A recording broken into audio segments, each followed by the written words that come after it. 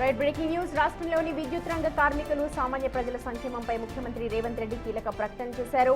విధి నిర్వహణలో ప్రాణాలు కోల్పోయిన విద్యుత్ శాఖ ఉద్యోగుల కుటుంబాలను ప్రభుత్వం ఆదుకుంటుంది అంటూ హామీ ఇచ్చారు.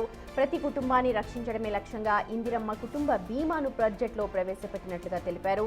రాష్ట్ర వ్యాప్తంగా నిర్వహించిన సర్వేలో 1,15,00,000 కుటుంబాలను గుర్తించామని, వారికి ఆరోగ్య ప్రమాద బీమా ద్వారా భరోసా కల్పిస్తామని స్పష్టం చేశారు.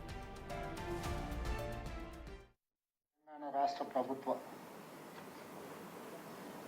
విద్యుత్ శాఖకు సంబంధించిన ఉద్యోగులు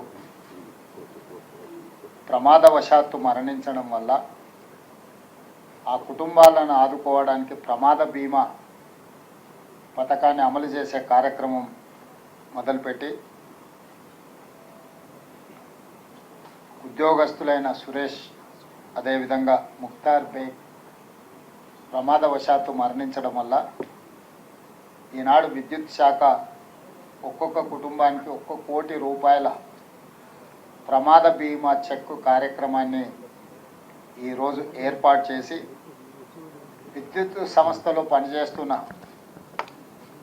ఉద్యోగస్తులనే కాదు, వారి కుటుంబం పట్ల కూడా మాకు బాధ్యత ఉంది అని ఒక మంచి కార్యక్రమాన్ని తీసుకున్నందుకు విద్యుత్ శాఖ మంత్రివర్యులు బట్టి విక్రమార్క గారిని రాష్ట్ర ప్రభుత్వం తరఫున నేను అభినందిస్తున్నాను. ఈరోజు రాష్ట్ర ప్రభుత్వము ఈ రాష్ట్రంలో ఉండే ప్రతి పౌరుడి యొక్క ఆరోగ్యము, దానికి సంబంధించి ఆరోగ్య బీమా,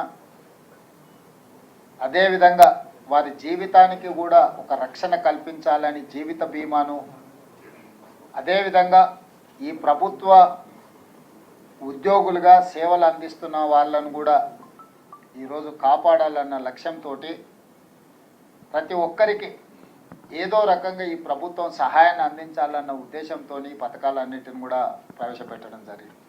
మీకు తెలుసు, మొన్నటి బడ్జెట్ సమావేశాలలో ఇందిరమ్మ కుటుంబ జీవిత బీమా తెలంగాణ రాష్ట్రంలో సిపెక్ సర్వే ద్వారా గుర్తించబడిన ప్రతి కుటుంబానికి జీవిత బీమా 5 లక్షల రూపాయలను చెందే విధంగా ఈరోజు నూతన పథకాన్ని ఆనాడు డాక్టర్ వైఎస్ రాజశేఖర రెడ్డి గారు ఉన్నప్పుడు రాజీవ్ ఆరోగ్యశ్రీ ద్వారా వైద్య బీమా 2 లక్షల రూపాయలు ఆ రోజు వారు ప్రారంభిస్తే, ఈనాడు అదే రాజీవ్ ఆరోగ్యశ్రీ బీమాను 10 లక్షల రూపాయలకు పెంచడం జరిగింది.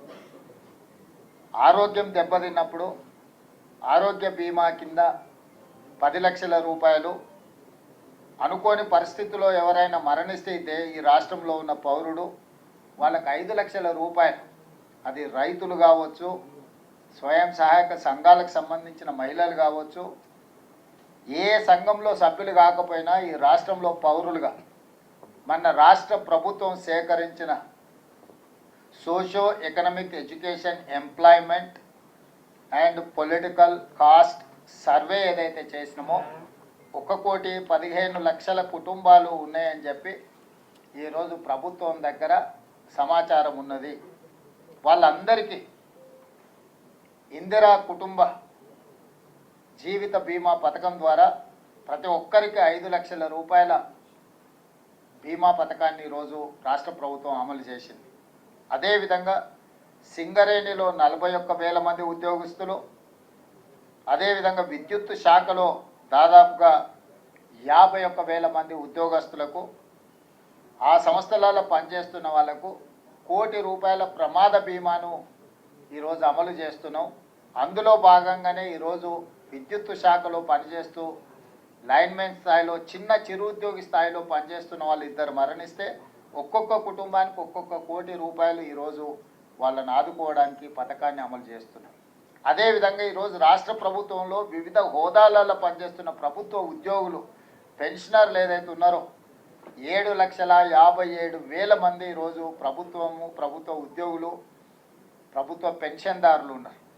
వాళ్ళందరికీ కూడా 1,20,00,000 రూపాయల ప్రమాద బీమాను ఈరోజు రాష్ట్ర ప్రభుత్వం తీసుకొచ్చింది.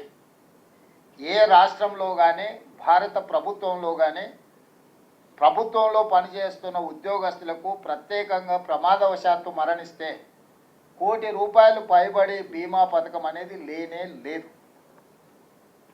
ఆ రాష్ట్రంలో నివసించే పౌరులకు కూడా లైఫ్ ఇన్సూరెన్స్ లేదు.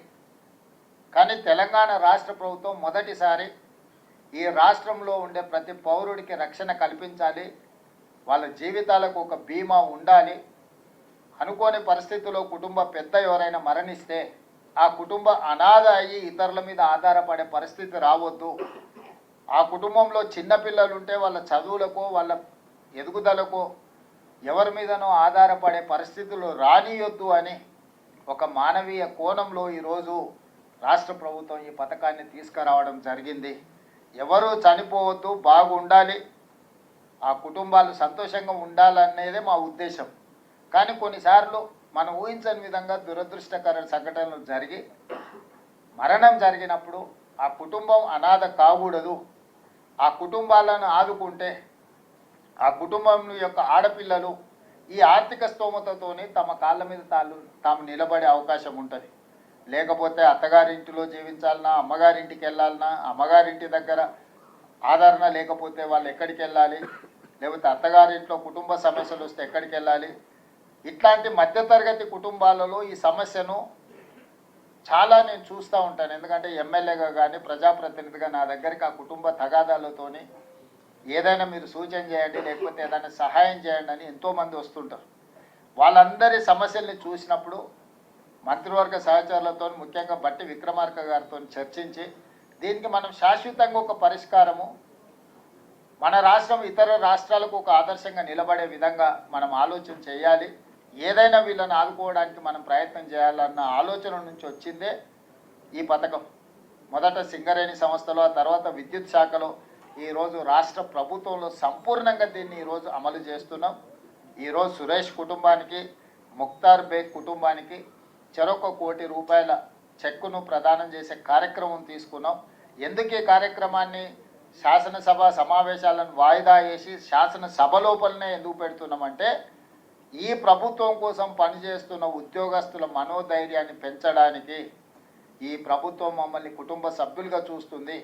మాకు ఏదైనా ఈ ప్రభుత్వానికి ప్రజలకు సేవలు అందిస్తున్న సందర్భంలో ఏదైనా ప్రమాదం జరిగి మేము మరణిస్తే మా కుటుంబం అనాథలు కారు, మా కుటుంబానికి ప్రభుత్వం అండగా నిలబడుతుంది అని ఒక సందేశాన్ని ఇవ్వడం కోసమే ఈ కార్యక్రమానికి ఒక ప్రత్యేకంగా ఇది ఏర్పాటు చేయడం జరిగింది.